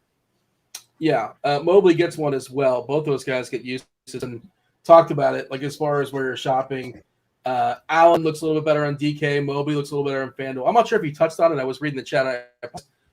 But can you play both Allen and Mobley in the same lineup? I think you can. Yeah, I think you can too. According to Stephen Jones in chat, he's saying it's Garland's birthday. Wait, and it's Okoro's birthday too? Hold on. Now we have to Google. I'm going to type it in the machine. It can't be both their birthday. I guess it's possible. What are the odds? What does math say about that? Is it Okoro's birthday as well? Could it be both? And are they celebrating together? It's either both of their birthdays or it's not. So it's a 50-50 chance. Everything's a 50-50 chance. It is Okoro's birthday. So, all right. So, Steven, Garland, 23 years old, Okoro, 22. Yeah, they're going to be having themselves a good time tonight, dunking on Houston. I'm not getting behind the birthday narrative for Okoro. I can't tell myself. Maybe he gets an extra shot, so he takes 3 shots for his birthday. On the court, I'm talking about. But, we're not playing Isaac Okoro, right? I don't think so. Nope, not for me. How good is Alperen Şengün on a scale? I mean, for what it's worth, we're talking about a slate with no value, and Okoro is 3.6K, and he's had over 20 fantasy points in 4 of his last 5 games. Okay, so but there are worse things you could do, but I don't want to. I would still probably X him out of my pool. Okay, so I'm not looking, TJ. What if we amend that to over 25? Is it now 0? Not 0. Hold on, let me pull that back up. What is his ceiling? 29? Yeah, probably. Yeah. He had 27.75 in one of those games. All right. What is Okoro's usage on the season? What do you got for me? Take your best guess. His ceiling is 30.23 according to our projections. Okay. I mean, I guess that's possible. If he gets 4 steals. This is the opponent to do it against. Again, they turn the ball over the most. Yeah, this is already too much time spending. I don't want to play him. 0.64 DK points per minute, 12% usage. It's terrible. How good on a scale of 1 to Marvel? I don't know. Ant-Man 3 is Alperen Şengün. Dude's 20 years old. He's incredible. Smashing like crazy. It is a back half of a back-to-back. I believe that's a 3rd and 4 nights. And also, it's not a great matchup against Cleveland. But all that stuff, I suppose, is going to push the ownership. Just his salary, his asking price is as high as it's ever been, but it's fully justifiable. Alperen Şengün on the season averages 28 minutes, right? They were kind of baby him all season long. 28 minutes. Game log. Let's go back to last night. 37, 35, 37, 39, 37. Outrageous. They are working him hard. And, of course, they're without some body parts as well in Houston. There's no Jayshawn Tate. There's no Gordon. There's no KPJ. I love Şengün. I'm not first on. I'm not last in the ball. I've been touting this dude forever. Didn't make the last season. Lost some money in the last season. But it's finally starting to pay off. Talking about Şengün and the rest of the Rockets. Şengün is not comparable to a superhero movie per se, but he definitely is comparable to John Wick, because John Wick, he's lost everything. He doesn't have a good life. He's lost his dog. He's lost his family. No defense there for John Wick. But is John Wick ever good on offense? You do not want to see John Wick coming up on you on a fast break. You know what I mean? Like, you're not trying to take a charge in that situation. Too skilled offensively. And that's what Alperen Şengün is, because Şengün is a great scorer. He's a great passer. He's a great rebounder, but he's not going to play any defense. And so, yes, he's a phenomenal fantasy player. Great play tonight as well. I haven't finalized my build yet, but I think there's a good chance I'll probably be deciding between like either a Şengün or if I decide to run two centers with Jared Allen on DraftKings, I'll probably be looking at like a Şengün or oh my gosh, why can't I remember the guy's name? But Şengün, or I always want to say Stromile Swift, Claxton. Stromile Swift, yeah. I don't know why Stromile Swift always pops into my brain for Claxton, but he always does. That's I think so it's just weird because they're centers who can jump high on the nets. Yeah. So, and I mean, I guess Stromile played for the Grizzlies for a large portion of his career too. Anyways, Clipper, is that not right? Maybe in my head. I think I only remember he played I know he played for the Nets and Grizzlies too. But anyways, Claxton and Şengün are probably going to be the two people I'd be choosing between as who I want to play as my second center on DraftKings. What NBA player starred with Keanu Reeves in John Wick 3? Boban Marjanovic. Yeah, the library scene. Yeah. Stromile Swift. Wow, he was drafted by Vancouver. That really dates him. Vancouver Grizzlies, baby. Yeah, and played for Memphis. Who was on that team at that time? We would have had Mike Bryant Reeves. Damon Stoudemire? No. Wasn't Damon Stoudemire? No, Stoudemire was a Raptor. Wasn't he a Grizz? He went Raptors to Trailblazers. Who am I thinking of? I don't know. But Bryant Reeves, big country Bryant Reeves. Yeah, the defense was so great back in the day. You had to get by Bryant Reeves. Come on. Oh, Raheem, of course. Yeah, he was great. That was the stud. Yeah. Beanie Wells. I think of Beanie Wells as a Blazer. Was he on the Grizz as well? Did I just forget that? You're thinking of Bonzi Wells. Well, it says Beanie. Yeah, it says Beanie. But yes, Bonzi Wells. Is that a different person? Is that two different people? Steve Franchise. Yeah, Steve Francis. He was never on the Vancouver Grizzlies though. I think he might have been. Maybe. No way. No, he was all Rockets. No. I think you're wrong here. We're talking about Stevie Franchise, right? Yeah, he was drafted by the Grizzlies. Yeah, he was. Wow. I believe he was in the Grizz. Yeah, he was drafted by the Grizzlies. When did he go to Houston? Whatever was. Oh no, he was drafted by Houston. Did he play a game for? Oh no. Yeah, he was drafted by the Grizzlies and he never played a game for them. That's what's going on here. Yeah. Okay. Yeah. I was wrong. He was the rookie. Like he was the rookie of the year for the Rockets. I was like, hold on a second. But yeah, you're getting way off course here. It's a good thing we have the crunch time crew. We got cards. We got Will. We have Roth coming in about 15 minutes or so, taking y'all straight up to lock 7:30, answering all your questions in the premium Discord, RotoGrinders.com/Discord. You go into the crunch time chat room. Now that is premium. I was right and you were wrong, and I was 6 years old when Steve Francis got drafted.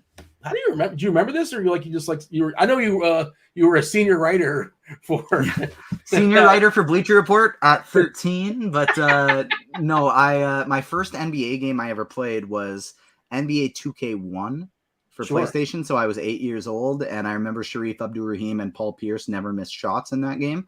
Yeah. The first dunk contest I ever watched was the 2001 with T-Mac, Vince Carter, Steve Francis. etc. We got some dogs. We talked about Şengün. The rest of the pieces here on Houston, like you said, you do want to see the starting lineup. We do want to see if it's possibly Gary Bird. I guess it'll be interesting, minimum 3K, but there is some minutes to go around. But Houston does have bodies. They do have people. They got Ty Washington. They have Josh Christopher, who I think both those guys are doing really well in the G League, if I'm not mistaken, when they were down there. So there's other players. And the minutes for KJ Martin seems pretty solidified. Eason doesn't think they want to give him too many minutes. Mike Bibby, that's a good answer in chat. Good job. Yeah, that's an old school for Vancouver Grizz. Anybody else on Houston that kind of stands out for you? Şengün at 8%, by the way, is really interesting. If that ownership holds, 21% again for Matthews. That's under the assumption that he starts and plays 29 minutes, which is there's some wait for it fragility. If you guys are playing bingo there in the YouTube, anything else we should talk about as far as Houston, or shall we move on? This is probably my favorite tournament team, to be honest, just based on Garrison Matthews being chalky and me not wanting to play him. KJ Martin picking up ownership, me not wanting to play him. Şengün I love in tournaments. Jalen Green I like in tournaments. And Terry Eason is another guy that I don't mind sprinkling in from a tournament standpoint as well. Okay, 2 games left, and we kind of talked about it before. The slate is kind of broken up 4 and 2 as far as the games. 3 games 7:30, 1 game 8 o'clock, 2 late games. Dallas, Phoenix, second half of that TNT doubleheader. 1.5 is the total. Phoenix is a 1.5 point favorite. Dallas, same deal. Maxi Kleber is out. Christian Wood is out. Phoenix, we're getting DeAndre Ayton back from his illness. I believe he was out for 3 days. We're docking the minutes a few just in case, and like he wasn't feeling great for what it's worth, but I think he's a really interesting tournament guy. He gets like 31, 32, 33. Booker and Payne obviously still out, as is Landry Shamet. I guess we should start with Luka. Like, we know he's good. We know he's spectacular. How much are you prioritizing Luka on this slate, a slate that does not, as of right now, have a ton of value to make him work comfortably, especially on DK? I'm really not. It's scary, but I'm really not prioritizing Luka today at all. Like, if he puts up 60 tonight, but I can get 50 from Kyrie and 50 from Darius Garland, then I don't really care. 12.7K is just so wildly expensive on DraftKings, and that 12K price tag is tough to get to on FanDuel unless we just get a bunch of value we weren't expecting opening up on FanDuel and some more secure ones than Garrison Matthews and the backup centers for Charlotte at our 3K ranges for on DraftKings. I think I'm going to be going without Luka Doncic today. Yeah. If I told you he scores 70, no more, no less, you have that information. Do you play him? 7, no more, no less? Maybe? No. Maybe. But like, I'd have to base it on the rest of my lineup. Yeah. Because that seems crazy to say. But like, it does. I feel like I would rather like 60 from Kyrie is a lot better than 70 from Luka. I think so. Yeah. And you theoretically you can get them both, but I don't think you can get them both. You know what I mean? Like, I don't think I'm playing both on a lot unless we get some real crazy news coming up. Luka, by the way, on FanDuel, 23% owned. Easier to make work. He's cheaper over there. Point guard, shooting guard, eligibility. On DK, I think he's harder to make work over there. Why? Because there's so much less value on FanDuel. I think like Robert Williams, like those kind of guys that sort of like make him work. But surprised you say that. Okay. Just like my thought process is to say we do not get Donovan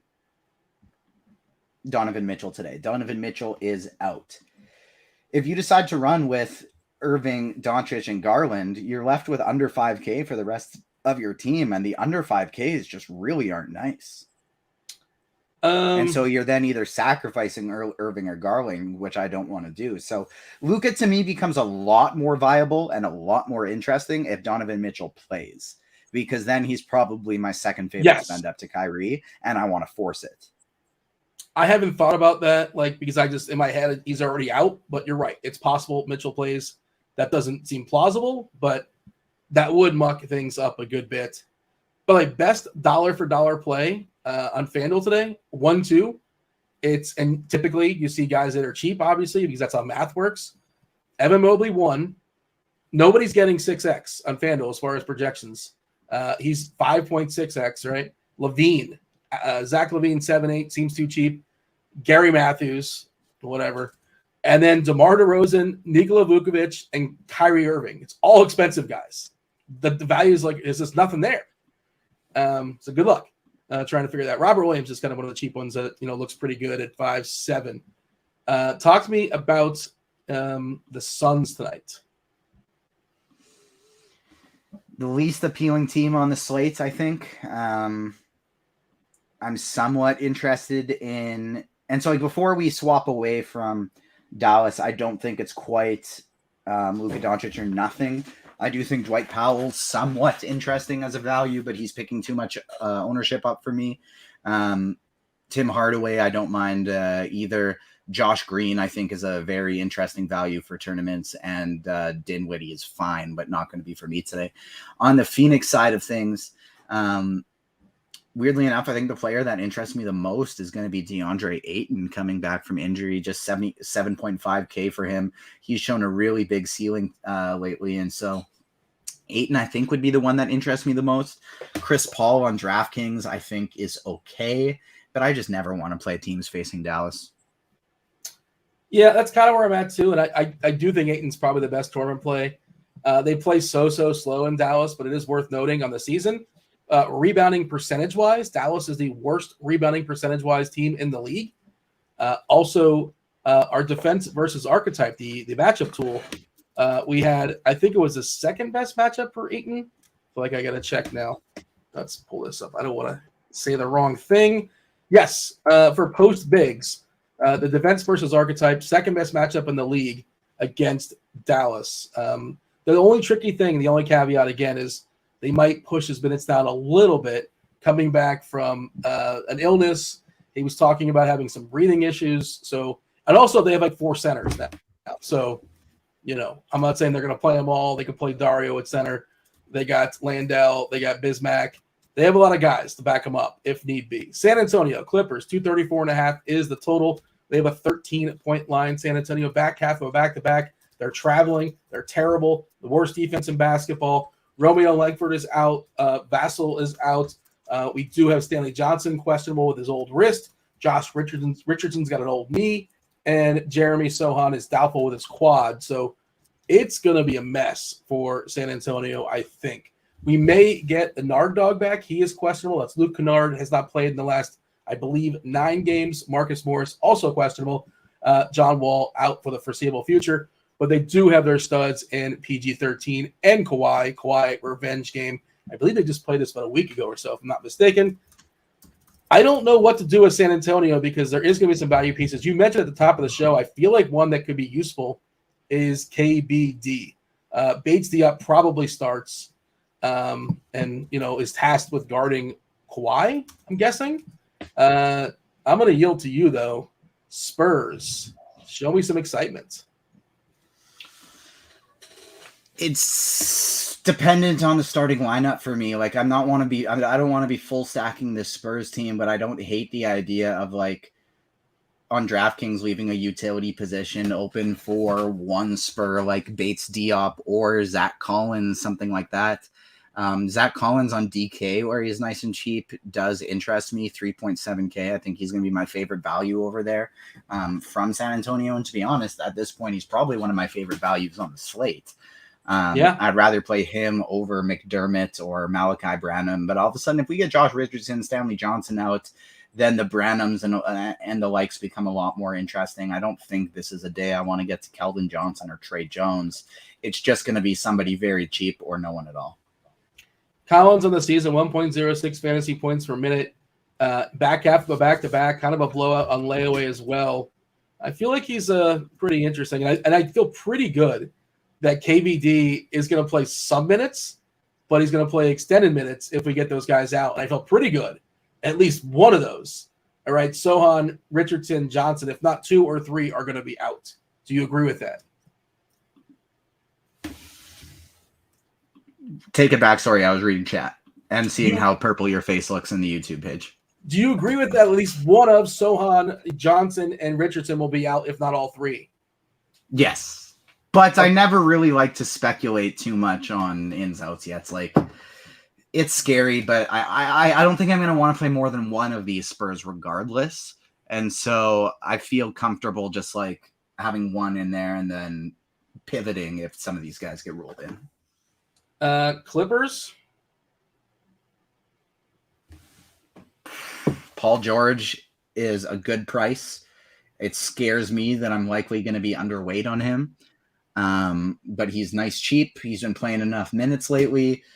He's the player I'm most afraid of being underweight on today.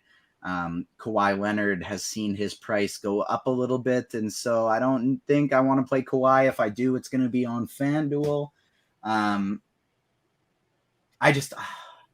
I guess the Clippers aren't that good, so like maybe this won't stay. Like maybe this will stay close. I just really don't see this one staying close. And I think my favorite player, like I like George and Leonard somewhat on FanDuel. George is okay on DraftKings, but I'm going to be underweight. I think the player I'm most interested in on DraftKings is probably going to be Ivica Zubac.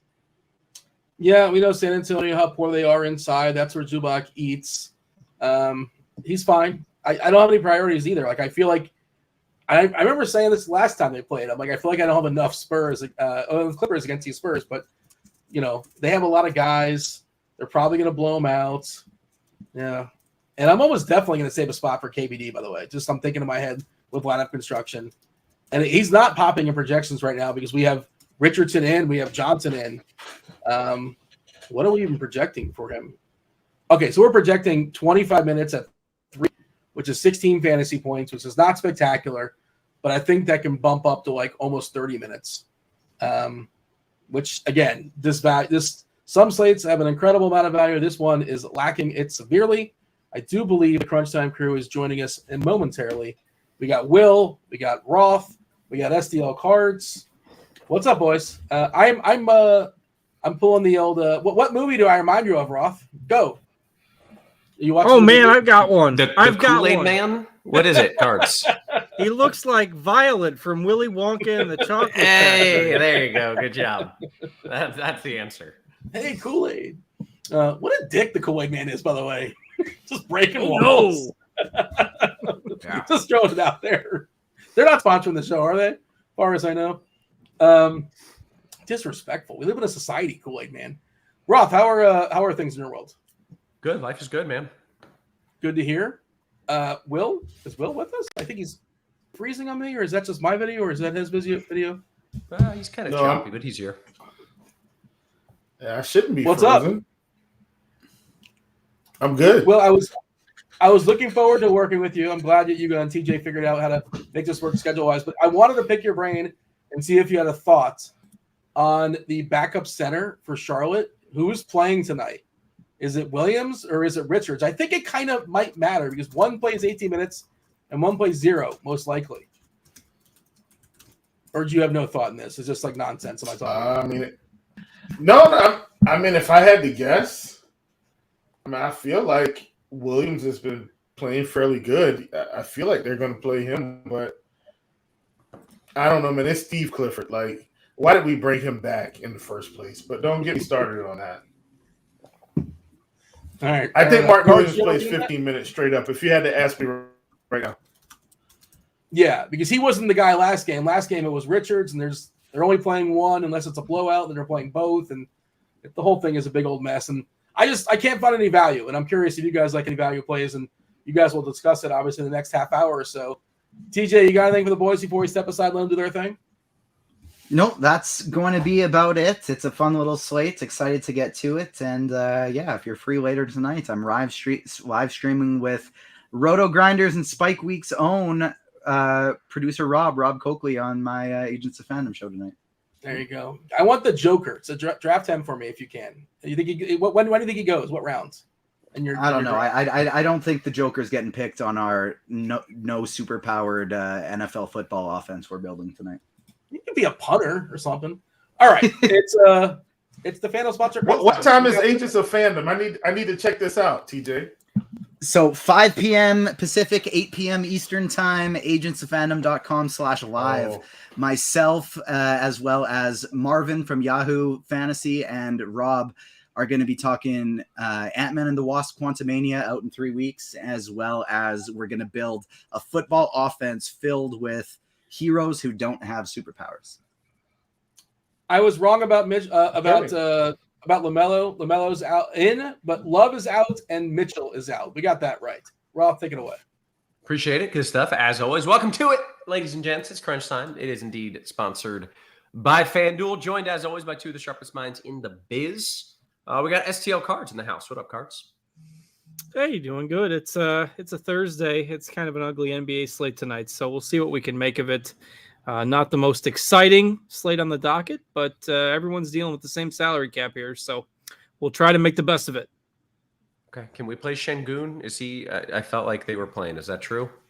They are playing, and he is viable for sure. Well, then it's exciting to me because and the Knicks are playing tonight. I mean, you can dial it all up. Yeah. Are you kidding? Not exciting? Get out of here. This is Only a great person that's slate. not playing is JJ Barea for the Dallas Mavericks. That's the only person.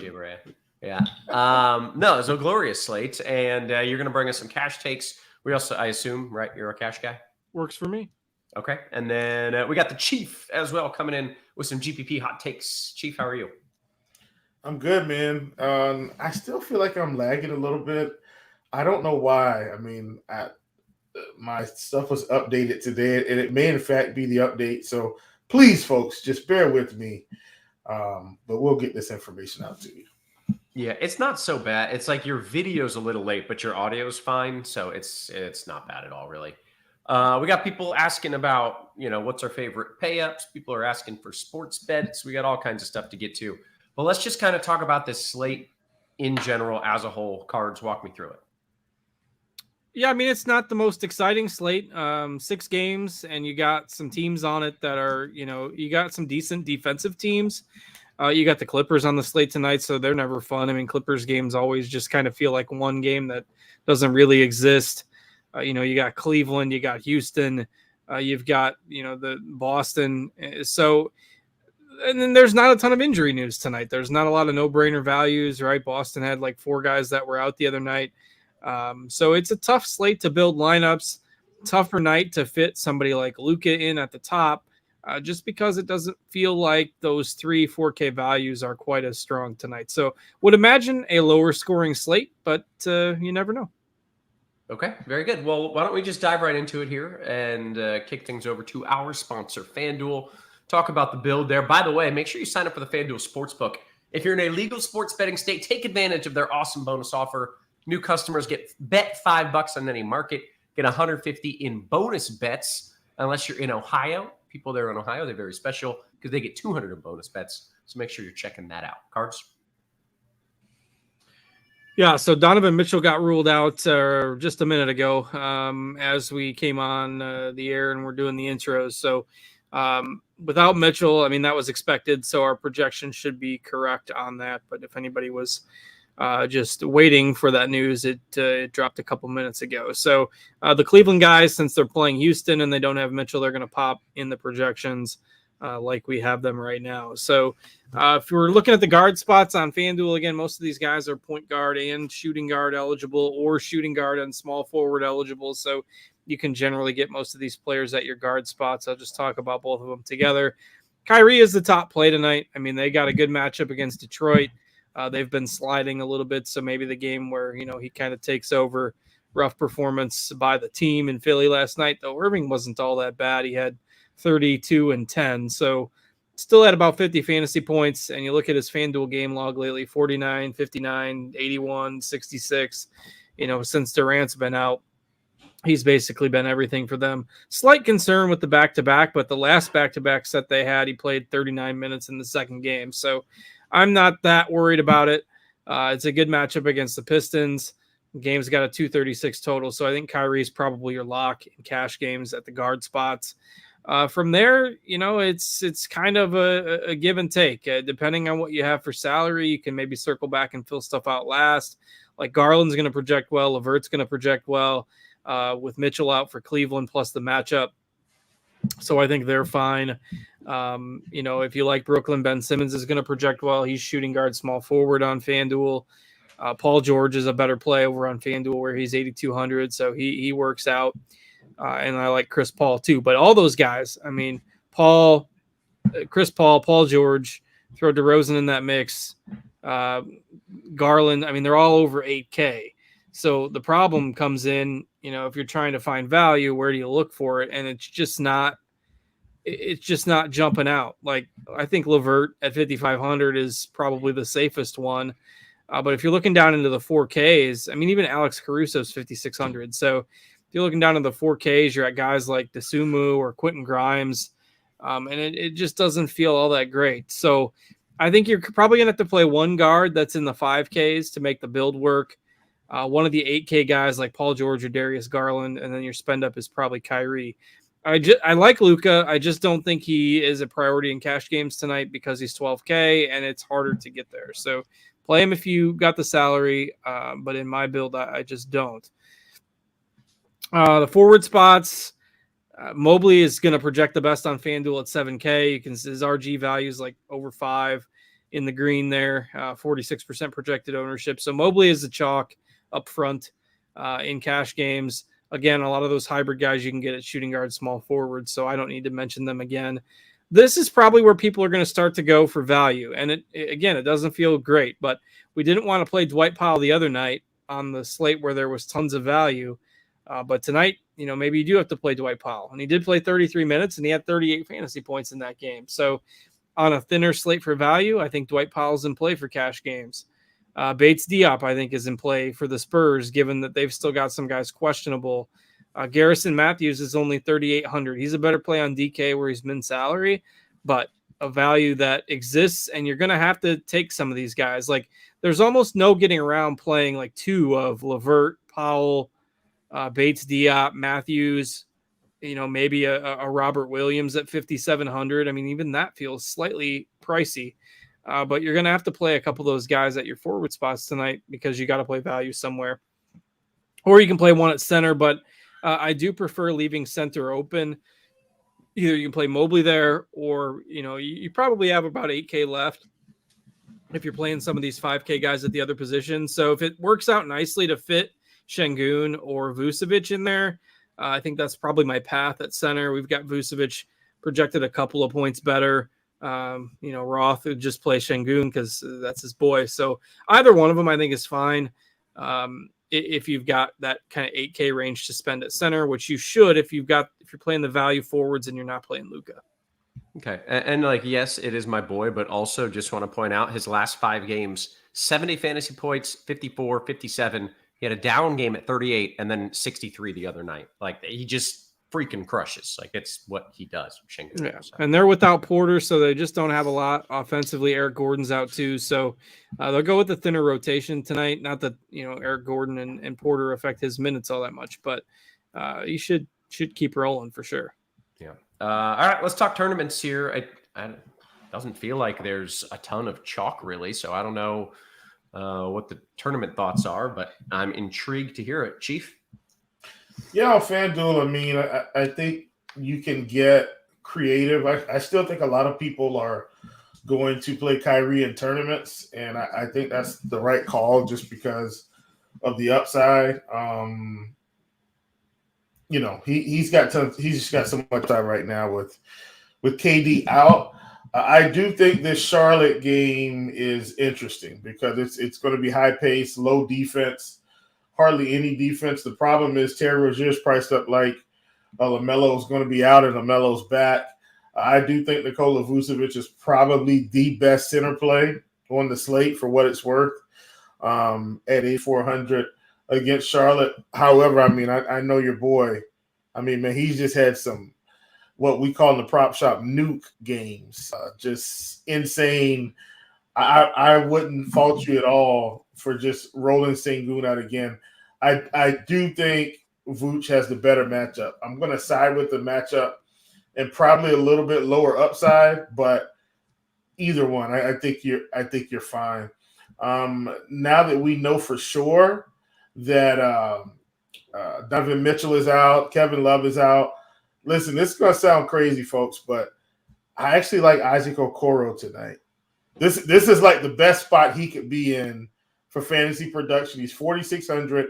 He's going to play 35-ish minutes, I think, 30 to 35 minutes. With these couple of pieces out, I think it's going to give him like just a couple more fantasy points. And I'm not looking for him to go for 40. I'm looking for him to hit like around 27 at that price tonight, 4,600, 27 fantasy points. I think he can get there. Garland, LeVert, and Okoro, guys, I like in tournaments for Cleveland. And then on the other side, of course, Sengun. In terms of Luka tonight, I think if you're playing Luka, you're probably sacrificing 2 8K guys. And I'm saying that because I don't think you can play him. And I think you play the 2 8K guys instead of him on this particular slate. So I think that's the right call. I mean, Luka's got massive upside, but I mean, Garland's got 50-point upside tonight. You know, Sengun's got 50-point up. Like, I think you'll be okay with the fade and try to balance your lineup out across the board, because you may even be able to get Paul George in with the right 4 and 5K guys. And I think that's going to make up for all the upside that you'll be missing. So that's kind of where I'm at in tournaments. And I think that's the right call. Very good. All right. I like it. I feel good about the build that I've got going on here. So let's jump over to DK. Cards, walk me through what you're planning on over there. Yeah, it's slightly different on DraftKings. Not a ton, but there are some guys that are maybe a little more viable on DK. And you got a little less positional flexibility. Like all the elite guys are point guard only. Like Kyrie, it's not point guard, shooting guard, it's point guard only. Garland, point guard only. Paul, point guard only. Brunson, point guard only. Luka, point guard only. So I think you do have to prioritize one spend at point guard. Again, probably Kyrie or Garland, or maybe you can fit both.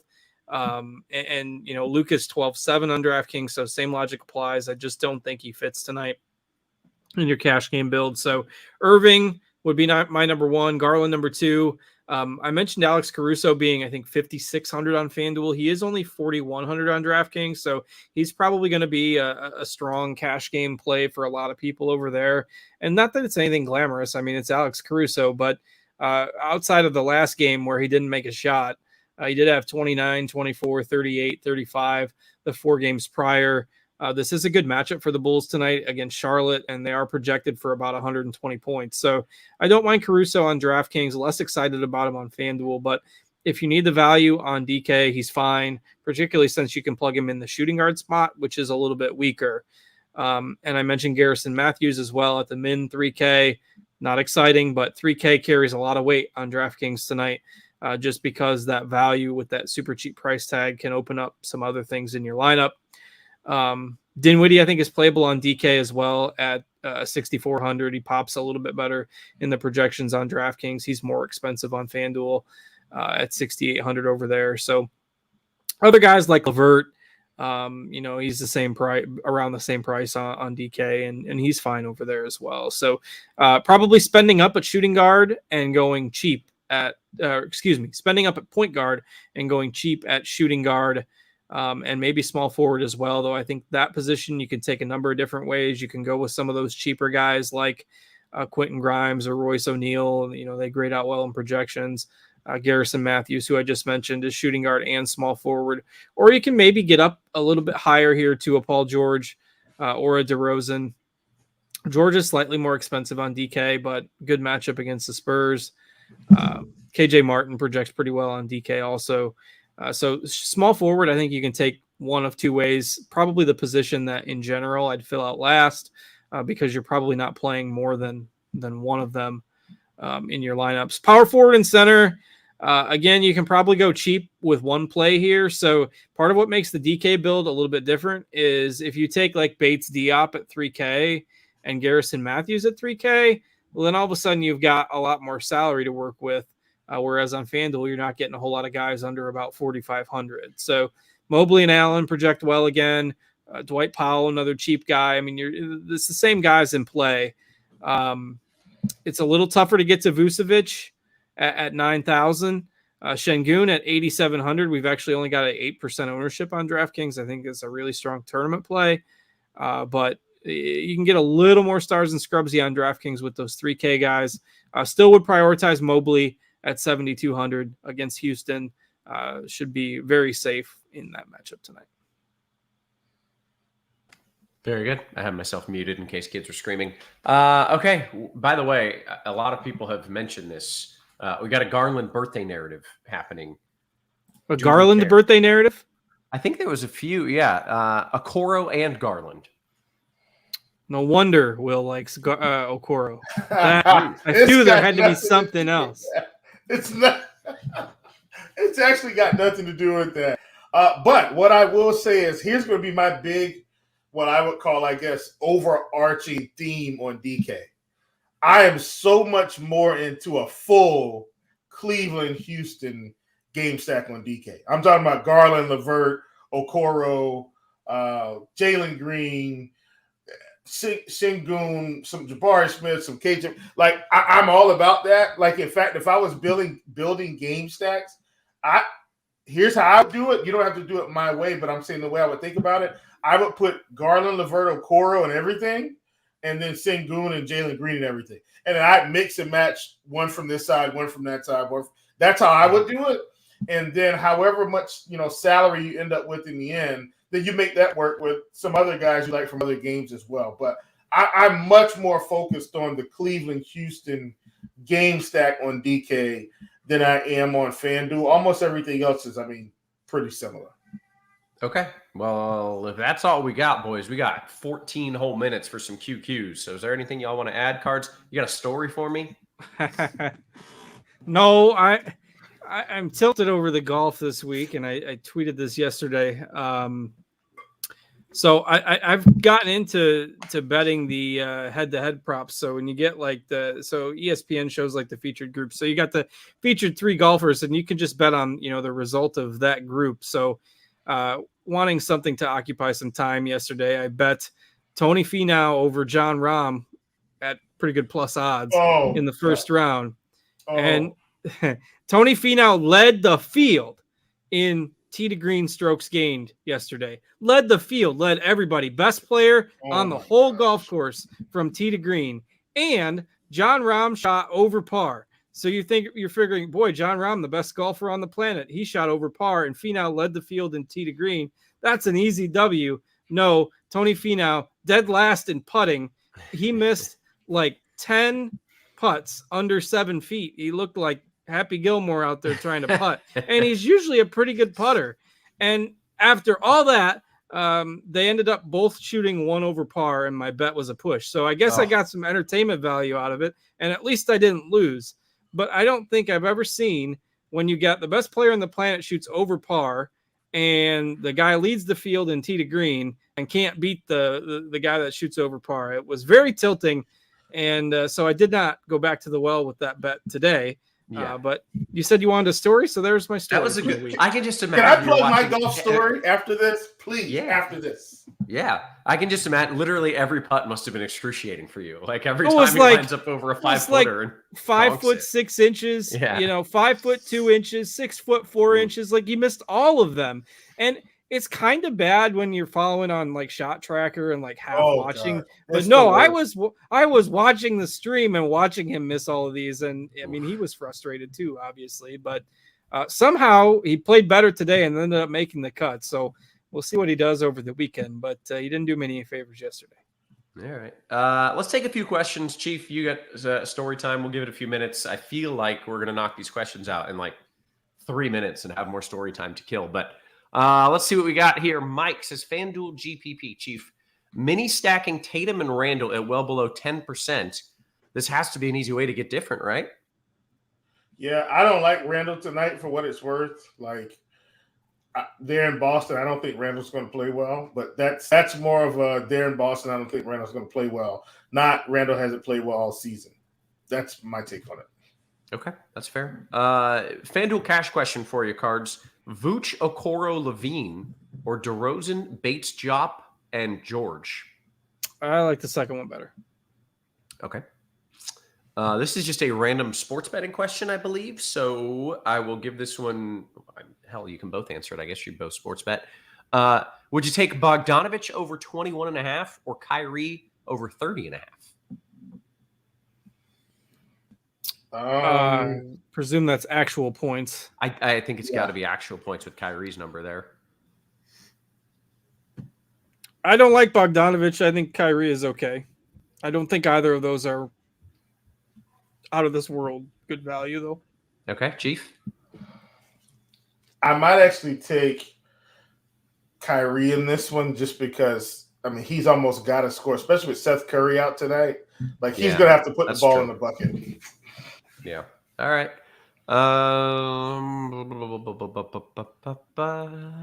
Best GPP value play. That's a good question because the two value plays, especially on DK, the 2-3K guys are just, I don't know if they're great GPP plays because everyone's going to play them. So who is your favorite GPP value play? For me, it's Okoro. I'm pretty heavy Okoro tonight. It's really matchup. Kevin Love is out. Like that's really what this is about. I know he's going to play 30+ minutes in the best game environment. So if you want to get a little different, I don't think Okoro is going to pick up the same ownership, especially with the late news. So that's where I would be. Okay, great answer. Is Jalen Duren a good play tonight? That would be a GPP question, probably. I don't think he's on. I don't know. I guess he could be on the cash game fringe, but it's not like he's 3K now. Yeah, he's fine on DK at 5,100. On FanDuel, where he's 6,200, I would say no. Yeah. Okay. All right. Raj says DK GPP straight up Brogdon or LeVert? LeVert. Matt says, hey, feels like today's a good day to take Luka in a GPP since he's not as popular as some of the other guards. I feel like it's always a good day to take Luka. What say you, Chief? He's popular enough. He's 18%. It's not like he's sitting at 10. For what it's worth, I wouldn't be surprised if he was closer to 10. I'm not the ownership guru, and I'll put that disclaimer on it, but I think our number's a little hot tonight. It's hard to get him in there. Yeah, and with that being said, absolutely. Luka's a good tournament player. Sure. He can drop 80 plus like easily. No one would be shocked if he drops 80 plus fantasy points. Yeah. Best center on DK in cash. In cash, it kind of depends on your salary range because there are options at all ranges, and it depends on if you're playing Mobley at power forward. Like, if you don't have Mobley at power forward, I think he's a lock there. Jared Allen is fine too, but I still think if you can get to Vucevic, I think he's fine. Ben Simmons, I didn't mention this, but Ben Simmons is center eligible for some reason on DK, so he fits, but most of my builds, I think it's probably going to be like Mobley or Vucevic lane in there. Okay. I assume he has dual eligibility. Is he like point guard center or something? No, it's power forward center for some reason.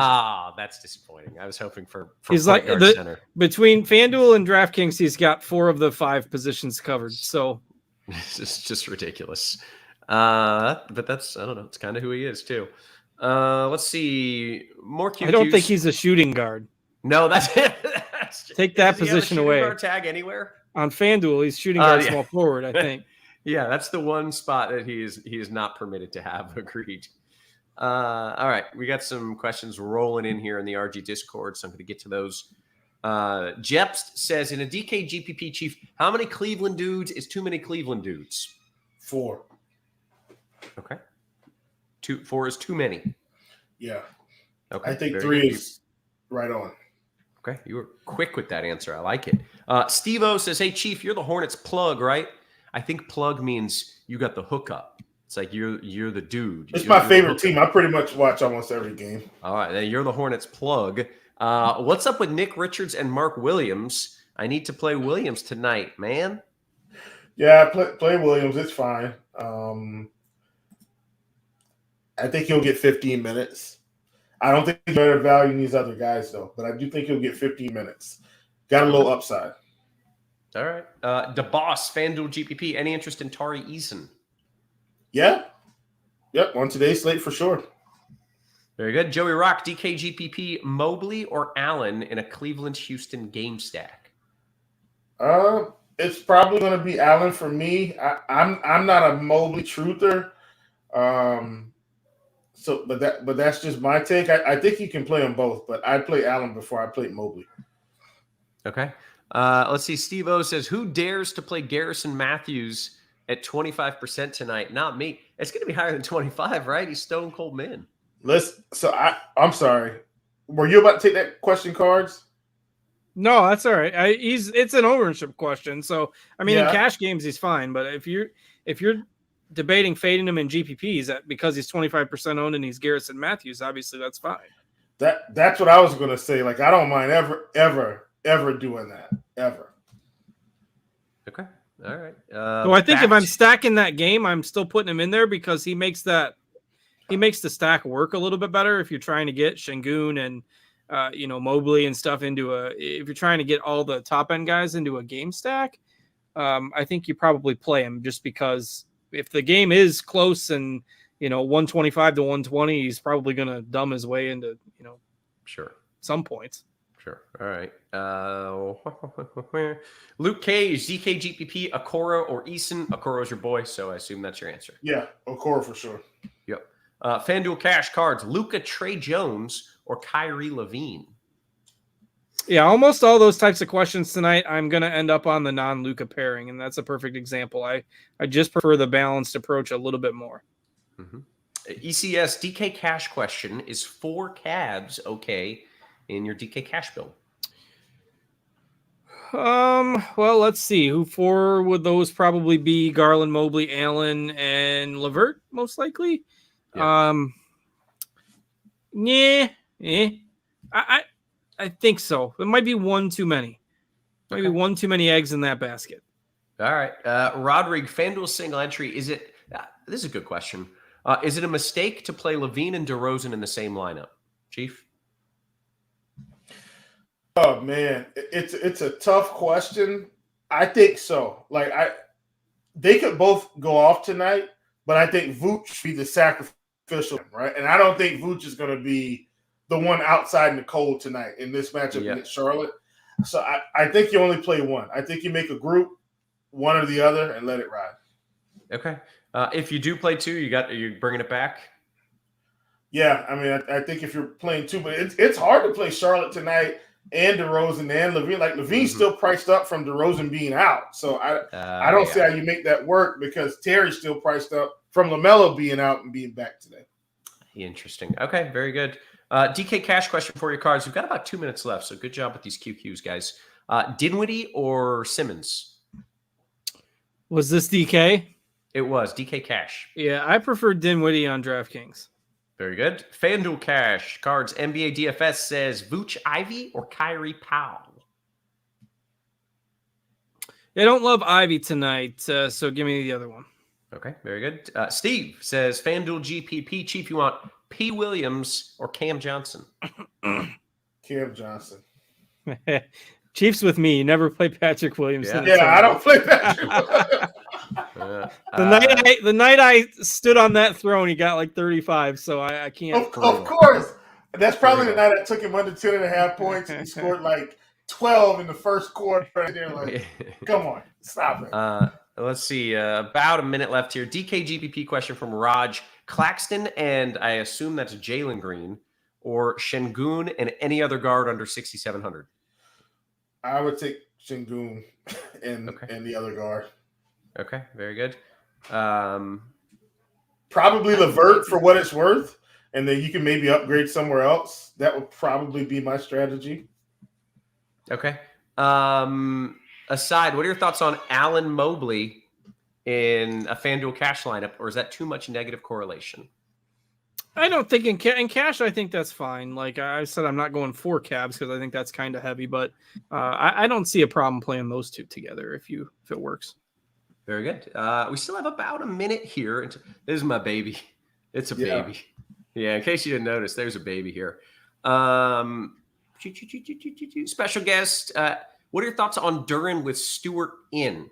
We talked about Duren a little bit. Only on me for me. I'm not playing him on FanDuel at 6,200, I think it is. Okay. Here we go. Powell or Collins, DK, GPP, Chief.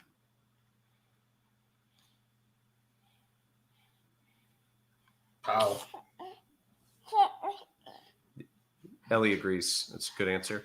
FanDuel Cash, THJ or Cam Johnson straight up? Let me see what we've got. We've got Cam Johnson. We only got him at 26. Yeah, give me THJ. Very good. DK Cash, this appears to be a 3v3 for your cards. Hayes, Paul George, and Powell. I don't think we've talked about Paul George. Hayes, Paul George, and Powell, or Irving, Grimes, Collins. Ooh. Say that one more time. All right. It was Hayes, Paul George, and Powell, or Irving, Grimes, Collins. I do not really have a strong take on those. I'd probably take the second one. Okay, very good. With that, we have hit the lock. Bye. Yeah, with that, we have hit the lock. And we caught up on all the questions. So excellent work, team. I think we are going to bounce on out of here. So for for Chief, for Cards, for Ellie, and for our wonderful production team, always working hard behind the scenes, guys, we appreciate you. We love you, and we will catch you tomorrow. You have been crunched.